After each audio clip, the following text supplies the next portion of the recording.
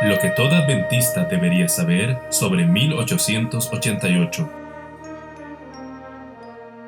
Valentin Wallenkampf. Capítulo 8. ¿Fue un pecado corporativo? ¿Reconoce Dios la culpa colectiva? ¿Toma como responsables por ella a los grupos o cuerpos de personas? Si las respuestas a estas preguntas son afirmativas, la Iglesia Adventista, a través de la actitud y el comportamiento de sus delegados al Congreso de la Asociación General de 1888 en Minneapolis, cometió un pecado colectivo e incurrió en culpa corporativamente. Si Dios toma en cuenta un pecado y una culpa así, entonces la apostasía de Israel en el Sinaí, al hacer el becerro de oro, puede ser una ilustración de eso. Véase Éxodo 32. Otro caso al punto sería el rechazo por parte de Israel del gobierno de Dios y el pedido de un rey durante la época de Samuel. Véase Primera de Samuel 8. Otros ejemplos serían la apostasía de Israel en tiempos de Elías. Véase Primera de Reyes capítulo 18 versículo 1 al 29. Y la negativa de Sedequías de seguir los consejos de Jeremías de rendirse a los babilonios en el 586 a.C. Otra ocasión de aparente pecado colectivo puede ser el rechazo y la crucifixión de Jesús por parte de la nación judía. En todos estos casos, la mayoría actuó contrariamente a la voluntad de Dios. Pero en todas estas ocasiones, probablemente hubo individuos que no renunciaron a su fidelidad a Dios. En relación con la idolatría en el Sinaí, Elena de White escribió: una enorme multitud se reunió alrededor de su tienda, la de Aarón, para presentarle esta exigencia: levántate, haznos dioses que vayan delante de nosotros. Pero añade: algunos permanecieron fieles a su pacto con Dios, pero la mayor parte del pueblo se unió a la apostasía. Elías pensaba que solo él estaba del lado de Dios, pero el Señor le dijo que había 7,000 personas más en Israel que compartían su lealtad a Dios, aunque en silencio, en forma inconspicua y desconocida para él. Entre estos fieles seguidores de Dios estaban Abdías, mayordomo de la casa de Acab, y los profetas a quienes él protegía. En uno de los pronunciamientos de pesar de Jesús, en relación con los escribas y fariseos, les dijo: por tanto, he aquí yo os envío profetas y sabios y escribas, y de ellos a unos mataréis y crucificaréis, y a otros azotaréis en vuestras sinagogas, y perseguiréis de ciudad en ciudad, para que venga sobre vosotros toda la sangre justa que se ha derramado sobre la tierra, desde la sangre de Abel el justo hasta la sangre de Zacarías, hijo de Berequías, a quien matasteis entre el templo y el altar. En este pasaje Jesús menciona hombres que habían sido asesinados cientos de años antes, Abel y Zacarías, pero culpó a sus oyentes por el pecado de sus ancestros. Por esto se podría suponer que Jesús reconocía la culpa colectiva, pero la siguiente declaración aclara que sus oyentes no eran culpables de haber matado a los profetas hasta que ellos mismos aprobaran el pecado de sus antepasados, rechazando la luz que se les había dado por la oposición a Cristo y a sus enseñanzas. Poco comprendían los judíos la terrible responsabilidad que entrañaba el rechazo a Cristo. Desde el tiempo en que fue derramada la primer sangre inocente, cuando el justo Abel cayó a manos de Caín, se ha repetido la misma historia con la culpabilidad cada vez mayor. En cada época, los profetas levantaron su voz contra los pecados de reyes, gobernadores y pueblo, pronunciando las palabras que Dios les daba y obedeciendo su voluntad con riesgo de su vida. De generación en generación se fue acumulando un terrible castigo para los que rechazaron la luz y la verdad. Los enemigos de Cristo estaban ahora trayendo ese castigo sobre sus cabezas. El pecado de los sacerdotes y gobernantes era mayor que el de cualquier generación precedente. Al rechazar al Salvador, se estaban haciendo responsables de la sangre de todos los justos muertos, desde Abel hasta Cristo. Estaban por hacer rebosar la copa de su iniquidad, y pronto sería derramada sobre sus cabezas en justicia retributiva. Jesús se lo advirtió.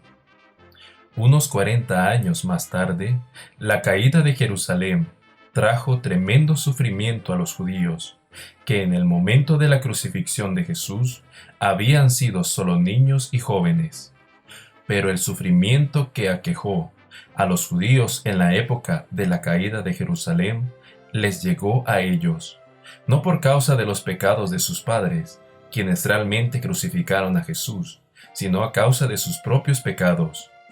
En relación con esta calamidad, Elena de White escribió: los hijos no fueron condenados por los pecados de sus padres, pero cuando conociendo ya plenamente la luz que fue dada a sus padres, rechazaron la luz adicional que a ellos mismos les fueron concedida. Entonces se hicieron cómplices de la culpa de los padres y colmaron la medida de su iniquidad. En ninguna de las ocasiones antes mencionadas, cuando la mayoría de los profesos hijos de Dios se unían en pecado, existe el registro de una confesión colectiva de pecado. Pero individuos como Daniel rogaron a Dios el perdón personal y nacional. Véase Daniel capítulo 9. Daniel no lo hizo como administrador, sacerdote u oficial, con un cargo sagrado de la nación judía, sino como un individuo en forma privada. Como rey, David pecó al censar a Israel y por lo tanto permitió que el maligno afligiera a su pueblo. Véase 2 de Samuel 24. Como individuo se arrepintió y confesó su pecado. Algunos judíos, bajo la conducción de sacerdotes y gobernantes, escogieron crucificar a Cristo, y algunas de estas mismas personas se arrepintieron y pidieron perdón a Dios. Porque leemos que más tarde muchos de los sacerdotes obedecían a la fe. Hechos capítulo 6, versículo 7. Por medio de la inspiración, se nos asegura que quienes viven en este tiempo no son culpables de los hechos de quienes crucificaron al Hijo de Dios, pero sí con toda la luz que brilló sobre su antiguo pueblo, y que está delineada ante nosotros. Andamos en el mismo camino, acariciamos el mismo espíritu, rehusamos recibir las advertencias y los reproches. Entonces, nuestra culpa aumentará grandemente, y la condenación que cayó sobre ellos caerá sobre nosotros, solo que será mucho mayor, porque nuestra luz es mayor en esta época de la que era en la suya. Esto está de acuerdo con el principio divino de la fidelidad en la mayordomía, porque a todo aquel a quien se haya dado mucho, mucho se le demandará. Lucas capítulo 12, versículo 48. Y de Sión se dirá: este y aquel han nacido en ella, y el Altísimo mismo la establecerá. Jehová contará al inscribir a los pueblos: este nació allí. Salmo 87, 5 y 6. Los hombres y las mujeres serán juzgados de acuerdo con la luz que se les fue dada por Dios. Existen hombres y mujeres que a causa de una falta de oportunidad para desarrollar su habilidad de elegir, nunca han madurado hasta ser realmente personas. Sin lugar a dudas, ha habido y probablemente haya ahora entre tales personas, hombres y mujeres que han crecido en servil esclavitud. Sus amos serán moralmente responsables por estas personas, pero esto no puede considerarse pecado o culpa colectiva. El concepto de pecado colectivo y su consiguiente culpa colectiva es extraño al trato de Dios con el hombre. Cuando Él creó a Adán y Eva, los dotó con libre albedrío. Dios ha otorgado esta admirable facultad a cada miembro racional de la raza humana. El pecado con la culpa resultante surge del ejercicio del libre albedrío y descansa en la responsabilidad personal ante Dios. En materia de pecado, Dios no trata con grupo de personas ni con comisiones. No toma a la Junta como responsable por las medidas que dicta. Dios trata con individuos. Aunque una comisión o la Iglesia, por medio de sus representantes delegados, haya tomado una decisión incorrecta, al tomar nota de la decisión colectiva, Dios, sin embargo, solo toma como responsable por lo que votaron a los individuos que constituían la comisión. Así como hay pecado personal, también existe la culpa personal, más bien que pecado y culpa colectivos. Por eso, las personas se aferran y se identifican con el pecado. Son personas que combaten la verdad y a sus representantes, y en consecuencia, ellas morirán al ser consumidas por la presencia de Dios. Es una persona la que cae en pecado, y la persona que encubre sus pecados no prosperará. Es a una persona a quien el pecado no parece extremadamente pecaminoso. Es la persona quien ve el pecado como justicia. Es una persona la que busca tapar el pecado y la culpa. El pecado es personal, no colectivo. En consecuencia, Dios no toma como responsables a los grupos, sino a los individuos. Si un grupo o una comisión adopta un plan que es contrario a la voluntad de Dios, los miembros individualmente pueden arrepentirse de su alejamiento de la voluntad de Dios. Esto es lo que hicieron los sacerdotes que se mencionan en Hechos capítulo 6, versículo 7. Los descendientes no son responsables de los pecados de sus antepasados. La palabra de Dios dice: el alma que pecare, esa morirá. El Hijo no llevará el pecado del Padre, ni el Padre llevará el pecado del Hijo. La justicia del justo será sobre él, y la impiedad del impío sobre él será. Los hijos no son castigados por la culpa de sus padres, a no ser que participen de los pecados de estos. Se ha dicho de tiempo en tiempo que la Iglesia Adventista cometió un pecado colectivo y que incurrió en la culpa colectiva en el Congreso de la Asociación General de 1888 en Minneapolis, al rechazar el mensaje de la justificación por la fe. Aunque se hicieron algunos esfuerzos, aparentemente por parte de algunos asistentes al Congreso, para que los delegados votaran sobre este tema, no se tomó ningún voto. Todo esfuerzo dirigido a forzar una votación fue aplastado por un discurso de Helena de White pronunciado hacia el final del Congreso. En este discurso mencionó que a algunos les había gustado tener una decisión inmediata en cuanto a cuál es la postura correcta en relación con el tema de la discusión. Esto le agradaría al pastor Butler, dijo, quien aconsejó que este tema fuera arreglado de inmediato. Pero añadió: no puedo sancionar este modo de proceder, porque nuestros hermanos están impulsados por un espíritu que mueve sus sentimientos, que perturba sus impulsos, de tal modo que controla su juicio. Mientras estén bajo tanta excitación como lo están ahora, no están preparados para tomar decisiones seguras. Ella continuó advirtiendo que los mensajes que llegan de su presidente en Wallow Creek están calculados para animarlos a tomar decisiones apresuradas y para formar bandos decididos. Pero les advierto en contra de esto. No están calmados ahora. Hay muchos que no saben lo que creen.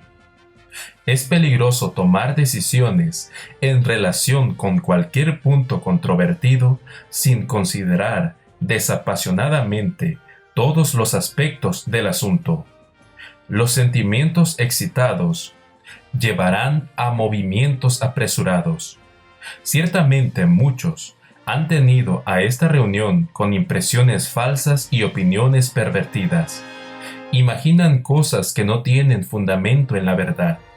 Aun si la posición que hemos mantenido en relación con las dos leyes es verdadera, el Espíritu de verdad no aprobaría tales medidas para defenderla, como la que muchos de ustedes tomarían.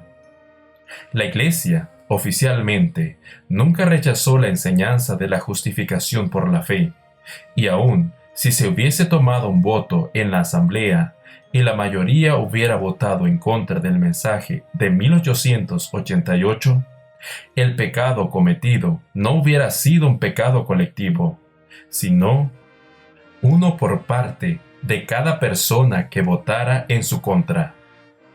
En Minneapolis, algunos individuos despreciaron el llamamiento de Dios a una experiencia viva de justificación por la fe, mientras que otros le dieron la bienvenida.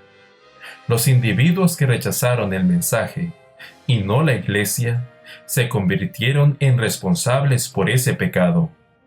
Acerca de quienes rechazaron las súplicas del Espíritu Santo en Minneapolis, Elena de White dijo más tarde: el pecado cometido en lo que sucedió en Minneapolis permanece en los libros de registro del cielo, registrados en nombre de quienes resistieron la luz, y permanecerá en ese registro hasta que se haga una confesión completa, y los transgresores estén de pie, con completa humildad ante Dios.